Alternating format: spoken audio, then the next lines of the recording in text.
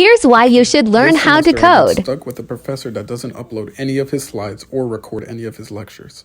Here you can see students saying he doesn't care because he's tenured and even starting a strike by getting everyone not to attend class. I wanted to see if I can get the slides myself, so I opened the inspect and went into the network tab.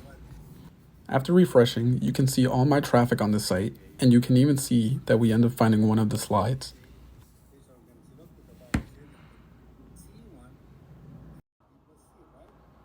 Notice, we're only on page 13, and so I wrote a script to automate this. I is the page number that we want to get.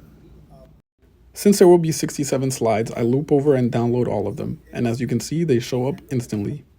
Here you can see previews of the slides, even the ones the professor hasn't shown yet. As you can see, we're still on page 12. I uploaded them all to Google Drive and shared them with the class, which they appreciated a lot. Let me know if you want more ways you can use code to make your life easier.